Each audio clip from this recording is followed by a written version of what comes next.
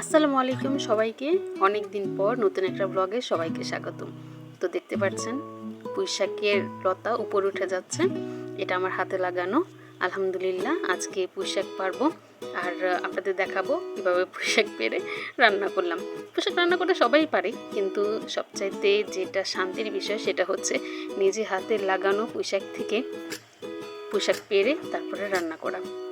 তো পুঁইশাকটা প্রায় 4-5 মাস আগে লাগিয়েছিলাম, তো খাওয়ার উপযুক্ত হয়ে গেছে। আর সবচেয়ে শান্তির বিষয় কোনটা জানেন? নিজের হাতে এইভাবে ছোট্টখাটো বাগান করে সেখান থেকে ফল ফলাদি পেড়ে যখন প্লেটের সামনে চলে আসে, তখন জিনিসটা সবচাইতে বেশি ভালো লাগে, শান্তি লাগে। আর খুব প্রাউড ফিল হয় যে আল্লাহ আমার হাতে অতটুকু নিয়ামত দিয়েছেন যে আমি কোনো কিছু বুনেছি আর সেটা আমার প্লেটের সামনে চলে এসেছে। তো আলহামদুলিল্লাহ বেশ অনেকখানি পুঁইশাক তুলতে পেরেছিলাম ছাদ বাগানে। এভাবে একটু একটু করে আমি টুকটাক অনেক গাছ লাগিয়েছি ফুল ফলের।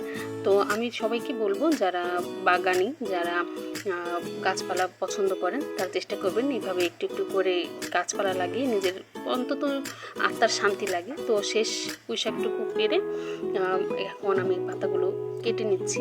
আর পাশেই নূরবাবু দাঁড়িয়েছিল, ও আমাকে বলছিল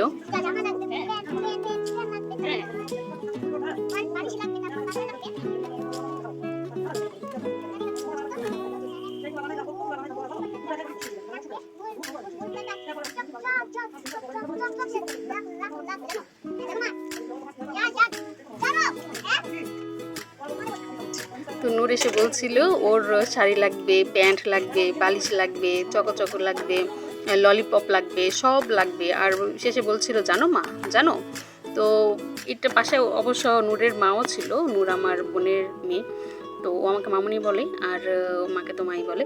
তো ওর কথা শুনছিলাম, আর ওর কথা শুনতে শুনতে আমার পুঁইশাক কাটাও শেষ হয়ে গেছে। ছাদে বসেই পুঁইশাকটুকু কেটে ফেললাম। ছাদে মা ছিল, আমার বোন ছিল, আমি ছিলাম আর নূর ছিল। তো এই তো পুঁইশাক কাটা শেষ। তো এখন রান্নার পালা। তো আজকে পুঁইশাকটা রান্না করা হবে ইলিশ মাছের মাথা দিয়ে। আর এত অমায়িক হয়েছিল রান্নাটা, এত সুস্বাদু, মানে না কোনো সার, না কোনো গন্ধ। যেমন কেনা শাকে একটা ঘাস গন্ধ থাকে, ঘাস গন্ধ থাকে, এটার স্বাদ মানে স্বাদটা একদম সম্পূর্ণ আলাদা ছিল কেনা পুঁইশাক থেকে। মাশাআল্লাহ খুব তৃপ্তি নিয়ে খেয়েছি। তো আপনারা অবশ্যই চেষ্টা করবেন অল্প জায়গা হলেও যেন অল্প কিছু সবজি বা ফল গাছ নিজে লাগাতে পারেন। ট্রাস্ট মি, অনেক অনেক শান্তি লাগে। তো আপনাদের সাথে গল্প করতে করতে রান্নাটাও শেষ হয়ে গেল।